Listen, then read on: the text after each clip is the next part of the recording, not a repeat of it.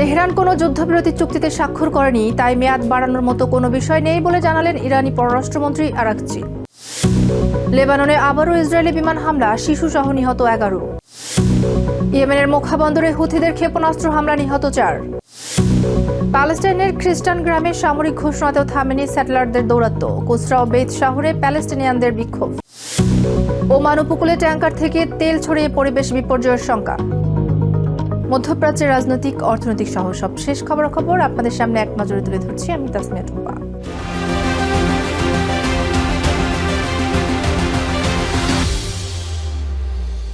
Hormuz প্রণালীতে জাহাজ চলাচল শুরু করতে হলে ওয়াশিংটনকে তেহরানের শর্ত পূরণ করতে হবে বলে আবারও স্পষ্ট করেছেন ইরানের পররাষ্ট্রমন্ত্রী আব্বাস আরাকচি।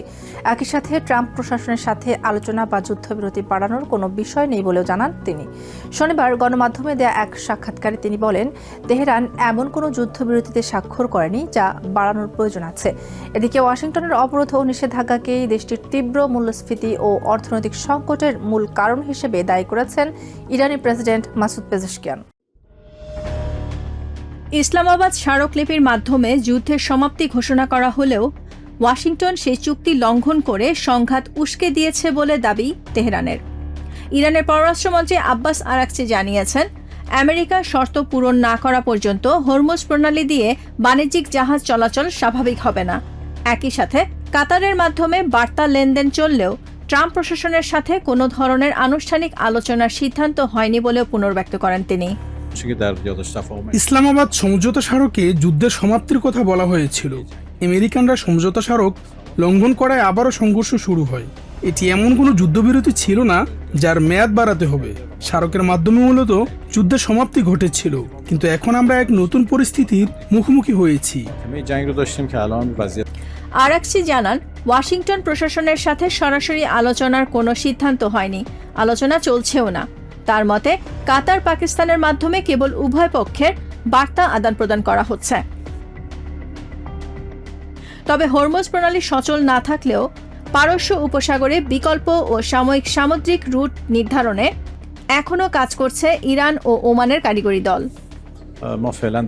আপাতত আমরা একটি সাময়িক রুট নকশা করছি, যা পরবর্তীতে চূড়ান্ত রুটে রূপান্তরিত করা হবে। ইরান ও ওমানের বিশেষজ্ঞরা এ নিয়ে কাজ করছেন, যেখানে মূল বিশেষজ্ঞ হিসেবে সশস্ত্র বাহিনীও যুক্ত রয়েছে। আশা করছি শিগগিরই আমরা একটি ফলাফলে পৌঁছাতে পারবো। তবে আমি জোর দিয়ে বলতে চাই, এই আলোচনা এবং হরমুজ প্রণালী খুলে দেয়া দুটি সম্পূর্ণ ভিন্ন বিষয়। এদিকে আমেরিকান অবরোধ ও নিষেধাজ্ঞার কারণে ইরানের অভ্যন্তরীণ অর্থনীতি ও সাধারণ মানুষের জীবনযাত্রা চরম সংকটে পড়েছে বলে স্বীকার করেছেন প্রেসিডেন্ট মাসুদ পেজেশকিয়ান। তেল রপ্তানি বন্ধ হওয়া এবং কারখানা ক্ষতিগ্রস্ত হওয়ায় দেশের রাজস্ব মারাত্মক হ্রাস পেয়েছে বলে জানান তিনি। পণ্য পরিবহনের খরচ অনেক বেড়ে গেছে। আগে আমরা সরাসরি জাহাজে পণ্য নিয়ে আসতে পারতাম, কিন্তু এখন দীর্ঘ পথ ঘুরে আসছে। তেল বিক্রি করতে না পারায় আমাদের আয় কমেছে। বেশ কিছু কারখানা ক্ষতিগ্রস্ত হওয়ায় রাজস্ব তো পাচ্ছিই না, উল্টো কারখানা চালু রাখতে সরকারকে অর্থ দিতে হচ্ছে। চলতি বছরের ফেব্রুয়ারিতে ইরানে ইউএস ইসরায়েলি সামরিক অভিযানের আগে বিশ্ববাজারের প্রায় 1/5 তেল হরমুজ প্রণালী দিয়ে পরিবাহিত হতো। সাম্প্রতিক সংঘাতের ফলে গুরুত্বপূর্ণ এই সামুদ্রিক পথ বন্ধ থাকায় বিশ্ব অর্থনীতিতেও দীর্ঘমেয়াদী প্রভাবের শঙ্কা তৈরি হয়েছে। Nahid Sihan, TVN 24 news desk. যুদ্ধবিরতি চুক্তি উপেক্ষা করে লেবাননে ফের বিমান ও কামান হামলা চালিয়েছে ইসরায়েলি বাহিনী। শনিবার দেশটির দক্ষিণাঞ্চলীয় আনসার ও দেইর এজ জাহরানি গ্রামে পরিচালিত এসব হামলায় শিশুসহ অন্তত 11 জন নিহত এবং 12 জন আহত হয়েছেন। ইসরায়েলি বাহিনীর দাবি, আলী আল তাহের পাহাড়ে হিজবুল্লাহর হামলার জবাবে নাবাতিয়েহ ও আনসার এলাকায় এই অভিযান চালানো হয়েছে। তবে লেবাননের প্রধানমন্ত্রী নওয়াফ সালাম এই হামলাকে আন্তর্জাতিক অপরাধ হিসেবে উল্লেখ করে অবিলম্বে তা বন্ধের আহ্বান জানিয়েছেন। তিনি স্পষ্ট করেন, নিহত নারী ও শিশুরা কোনো সামরিক লক্ষ্যবস্তু ছিল না। আমেরিকার মধ্যস্থতায় সম্পাদিত চুক্তি লঙ্ঘন উল্লেখ করে দেশটির প্রেসিডেন্ট জোসেফ আউন বলেন, এটি ওয়াশিংটনের চলমান কূটনৈতিক প্রচেষ্টার প্রতি একটি স্পষ্ট নেতিবাচক বার্তা। ইয়েমেনের রেড সি উপকূলীয় মোখা বন্দরে হুথিদের অব্যাহত হামলায় অন্তত 4 জন বেসামরিক নাগরিক নিহত এবং 8 জন আহত হয়েছেন। শনিবার দেশটির সরকারি বাহিনী জানায়, বন্দরটি লক্ষ্য করে 6টি ব্যালিস্টিক ক্ষেপণাস্ত্র ছুড়েছে ইরান সমর্থিত হুথি বিদ্রোহীরা। এই হামলায় বন্দরের বেসামরিক অবকাঠামো ও বেশ কিছু মাছ ধরার নৌকায় আগুন ধরে যায়। এ ঘটনায় 2 জন নাবিক নিখোঁজ রয়েছেন। আন্তর্জাতিক স্বীকৃত জাতীয় সরকারের পররাষ্ট্রমন্ত্রী আফরাহ আল জুবা এক সতর্কবার্তায় বলেন, আন্তর্জাতিক জ্বালানি ও পণ্য পরিবহনের অন্যতম গুরুত্বপূর্ণ জলপথ বাব আল মান্দেব প্রণালীকে সন্ত্রাসী গোষ্ঠীর জিম্মি হতে দেওয়া হবে না। তিনি অভিযোগ করেন, হুথি সন্ত্রাসীরা ইরানের আঞ্চলিক এজেন্ডা বাস্তবায়ন ও প্রতিবেশী রাষ্ট্রগুলোর জন্য হুমকি সৃষ্টি করছে। অবৈধ অস্ত্র চোরাচালান নির্বিঘ্ন করতেই হুথিরা এই হামলা করছে বলে ইয়েমেন সরকারের দাবি। অধিকৃত ওয়েস্ট ব্যাংকের খ্রিস্টান সংখ্যাগরিষ্ঠ তাইবেহ গ্রামকে সম্প্রতি আবদ্ধ সামরিক অঞ্চল ঘোষণা করেছে ইসরায়েলি বাহিনী। তেল আভিভের দাবি, প্যালেস্টিনিয়ানদের উপর উগ্র ইসরায়েলি বসতি স্থাপনকারীদের সহিংস হামলা ঠেকাতে এই পদক্ষেপ নেওয়া হয়েছে। তবে মানবাধিকার কর্মী ও স্থানীয় বাসিন্দারা বলছেন, এই ঘোষণার পরও অবৈধ বসতি স্থাপনকারীদের তাণ্ডব ও কৃষি জমি দখলের কোনো বিরতি নেই। স্থানীয় গির্জার খ্রিস্টান ধর্মগুরু বলছেন, সহিংসতা প্রতিরোধের কথা বলা হলেও বাস্তবে দৃশ্যমান কোনো পরিবর্তন নেই।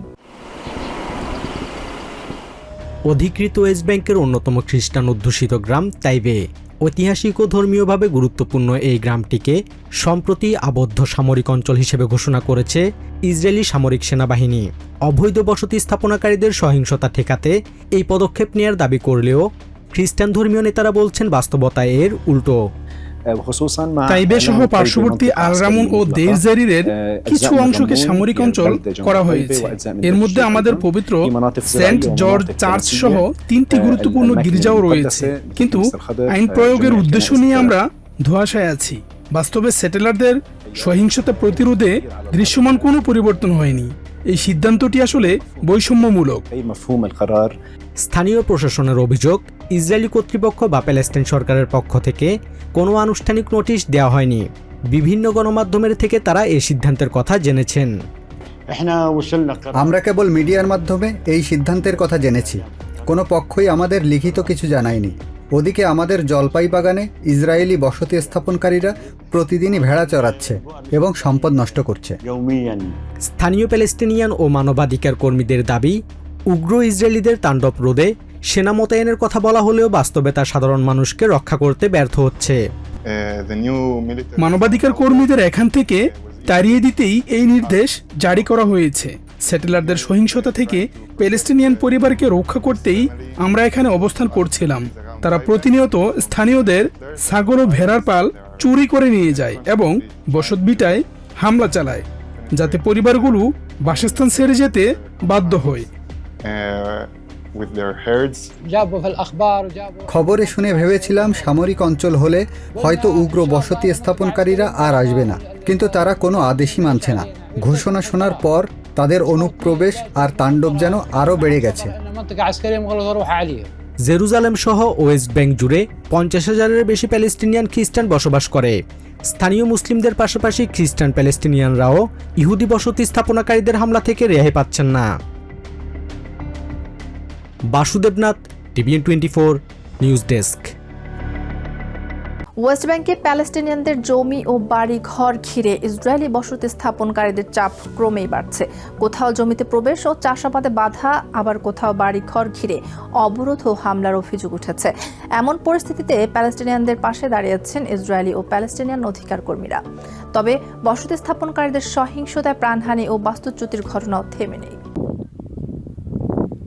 ইসরায়েল অধিকৃত ওয়েস্ট ব্যাংকের বেইত সাহুরে নিজেদের জমি রক্ষায় প্যালেস্টিনিয়ানদের পাশে দাঁড়িয়েছেন ইসরায়েলি ও প্যালেস্টিনিয়ান অধিকার কর্মীরা। শুক্রবার এসব জমিতে গিয়ে পরিষ্কার পরিচ্ছন্নতার পাশাপাশি জমি মালিকদের নিরাপত্তা নিশ্চিতের চেষ্টা করেন তারা। বসতি স্থাপনকারীরা স্থানীয় মানুষের বাড়ির কাছে তাঁবু গেড়ে বসেছে। ফলে জমির মালিকরা নিজেদের জমিতে যেতে, চাষ করতে এবং পরিচর্যা করতে পারছেন না। তাদের সহায়তা ও সুরক্ষা দিতেই আমরা এখানে এসেছি। بالقرب من أراضيهم ومنعهم من أنه يوصلوا. এদিকে ওয়েস্ট ব্যাংকের কুসরা গ্রামে কয়েক মাস ধরে অবৈধ ইসরায়েলি স্যাটেলাইটদের বিরুদ্ধে হামলার অভিযোগ করছেন স্থানীয় প্যালেস্টিনিয়ানরা।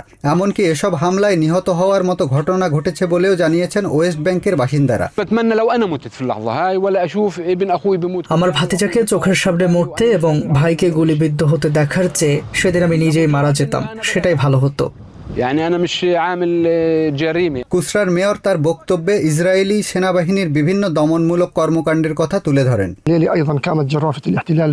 আজ রাতে ইসরায়েলি সেনাবাহিনীর ট্রাক রাস আল আইনের সব রাস্তা বন্ধ করে দিয়েছে। সেখানে 3টি বাড়ি ঘিরে রাখা হয়েছে। ওই বাড়িগুলোর পরিবারগুলো এখনো অবরুদ্ধ অবস্থায় রয়েছে।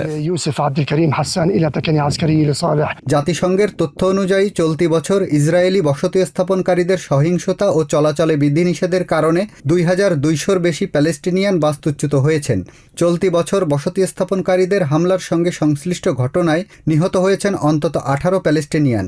জাতিসংঘ সহ বেশিরভাগ দেশ ইসরায়েলি বসতিগুলোকে অবৈধ ও শান্তির পথে বড় বাধা মনে করলেও ইসরায়েল তা অস্বীকার করে আসছে। Sheikh Sharifuzzaman, TVN 24 news desk.